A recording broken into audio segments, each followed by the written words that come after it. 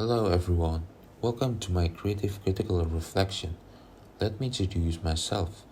My name is Nicholas Lamhot Nimbo and I am from Singapore National Academy in Surabaya, taking the AS level Media Studies May-June series for the year 2023. For my coursework, I decided to do a film opening and I'm working in a group of three consisting of Jonathan Evan Setiono, Iwan Alden Arinata, and myself. In regards to the roles, I took the position of being the film editor, Jonathan as the director, and Alden on cinematography and production design. Before I move on to answering the questions, I would like to give a brief introduction about my film opening. The film that my group and I produced is called Living Reflection. This film falls under the genre of horror. The film opening is all about a cultist who decides to perform a dark ritual on a mirror. However, this would turn out to be a fatal mistake for them, as their bodies would soon be snatched by their very own reflection. The aim for this horror film is to take on a more symbolic approach at explaining the challenges we face as a student.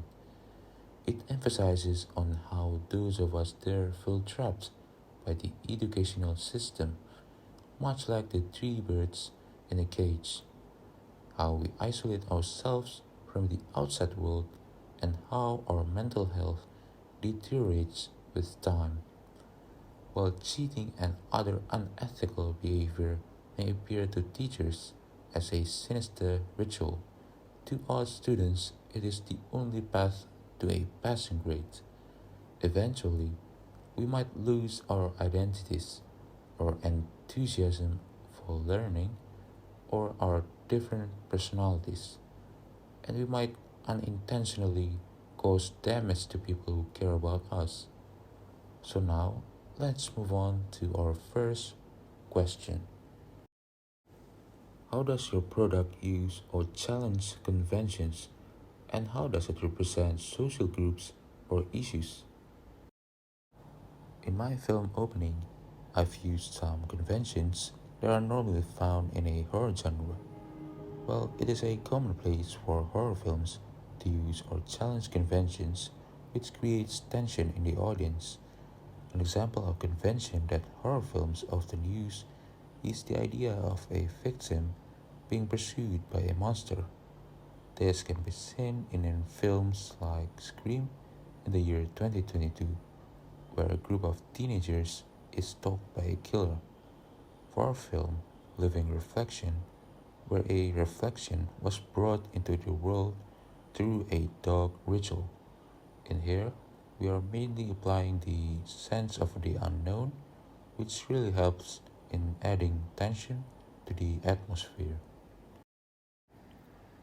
Throughout this film opening, we did make use of some tropes that are usually found in settings of horror films.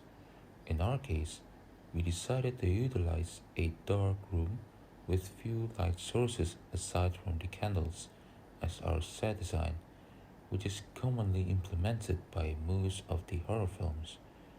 The objective of doing these things is that the audience would have no idea on what is hiding in the darkness, whether it be nothing or the monster hiding in the background. And this fear of the unknown will be very effective since it will add some tension. This convention is applied at the very beginning of our film opening, where I shoot a descent down the stairs towards the door. In this film, I also implemented this convention by making this specific scene to be much darker than the real footage by lowering its brightness. This would mainly create a sense of unknownness on what is hiding, which could make some tension in our film opening setting. Aside from that, we also have the conventions found within the mise en scene of the film, which includes the costume design, set design, and props. So we'll be starting off with the costume designs. First, we make use of this convention in order to convey the role of the cultist alongside the living reflection, and this will be the ideal moment where color symbolism comes into play.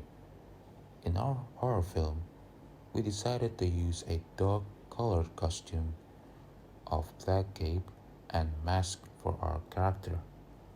Black color can have different negative meanings and connotations starting with death, mystery, or fear.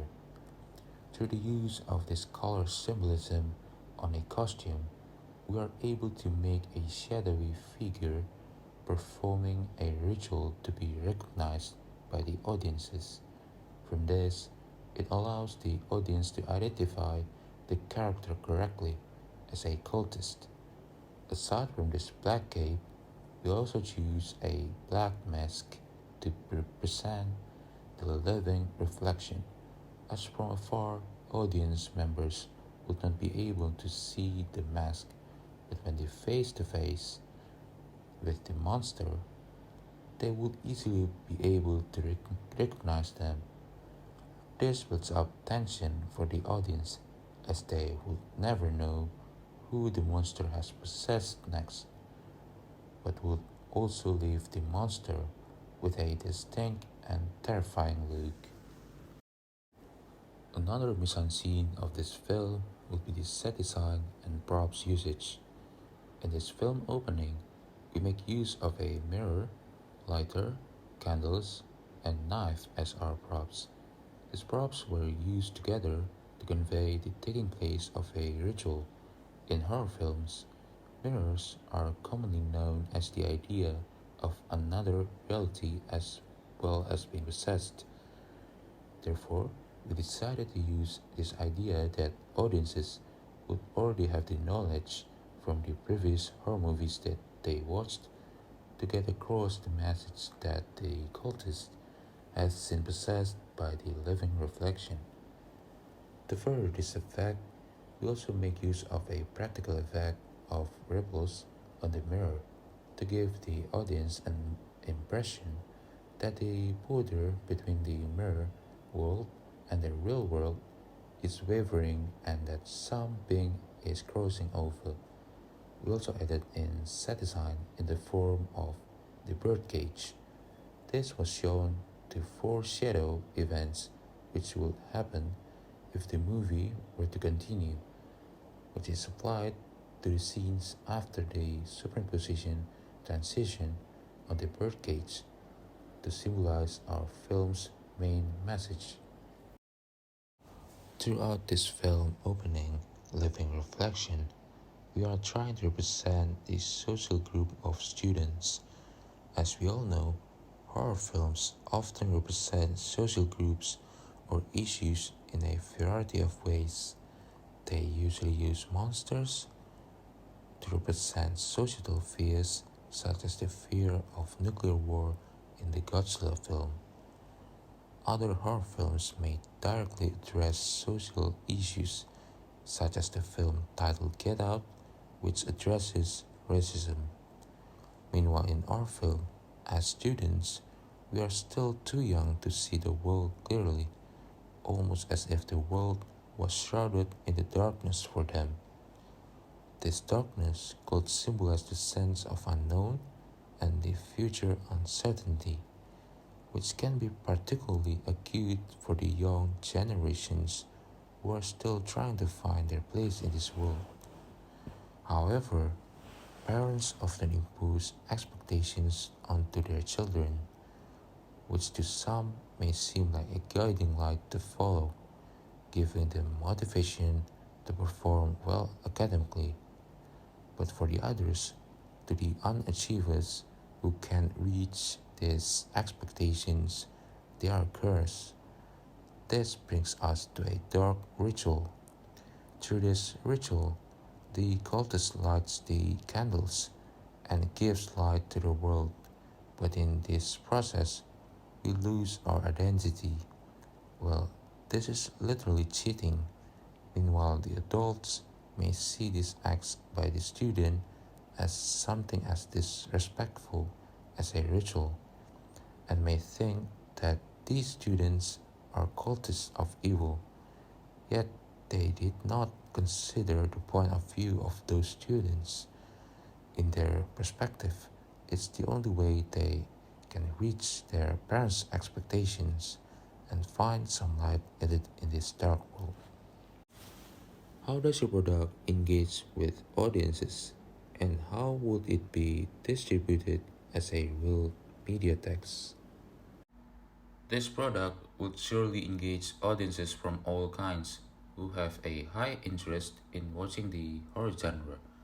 Well, it has been a commonplace for any kind of horror film to engage the audience through the use of different techniques, such as suspenseful music, graphic imagery, or jump scares to a film. In our film, I decided to use a combination of suspenseful music that I found in my editing app by implementing sound mixing technique. By doing this, our film will be a more engaging final product. The aim for applying this technique is simply to create a sense of fear in the audiences, which can be done through the use of tension, suspense, and shock. When it comes to engaging the audiences on our finished product, we also need to consider one of the media practices, which is marketing. Well, surely, marketing strategy does an important role here. Without marketing, we won't be able to raise the awareness of the audiences on our film. So, in our case, we would market our film into social media platforms such as Instagram, YouTube, Facebook, and also TikTok, which is currently viral among the millennials. I decided to choose these four platforms since they are already popular with the audience. According to statistical data on the most frequently used social media around the world that I've researched on the internet, these platforms were on the top list. If my product were to be distributed as a real media text, it will be released in various channels, which includes both the physical and digital platforms. For the physical platforms, this film can be watched by the audiences in theaters or through DVD releases. As we all know, movie theaters are the most popular distribution channels for the new horror films. DVD releases are also a common distribution method for horror films, which is commonly used by an independent company that has low budget films. Aside from that, our product would also be distributed through the digital platform, which comes into streaming services like Netflix, YouTube, Amazon Prime, and Disney Plus. These streaming platforms would allow the audience to access our product easily as they are already familiar with these platforms and might already have an account on it. This way of distribution would enable more audiences to consume our film by subscription in their places when our product were to be distributed as a real media text. In addition to that, many of the young audiences prefer watching films through a digital platform rather than physical way of distribution nowadays, since they think that it is a more comfortable way to watch films in their own houses. Therefore, we can conclude that providing both digital and physical platforms will be a big deal, since with all of these methods of distribution, we can reach out to a more audiences that have a high interest in watching our horror genre from different platforms, which then leads to a higher profit. How did your production skills develop throughout this project? As the editor of this film, I have developed various skills from making this coursework. Being an editor plays an important role in a production stage, so I would need to develop my production skills. Throughout this project, I realized that it is necessary to have a clear understanding of the entire production process. which includes pre-production, production, and post-production stages before we begin with our project.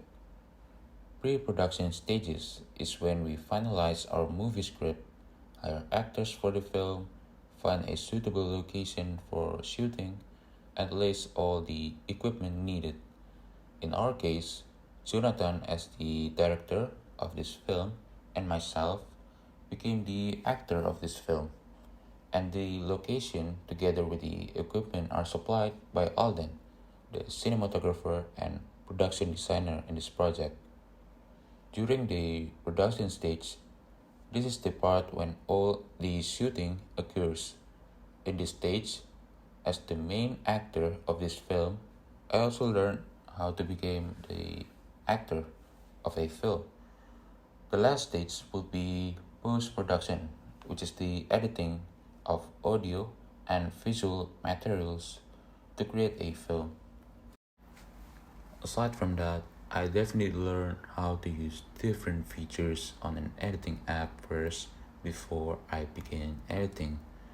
Well, before using those features in creating this film project, I need to find an application or software that is suitable for editing. This can be done by looking at the reviews of the common editing apps on the internet and consider which app will be the most suitable one.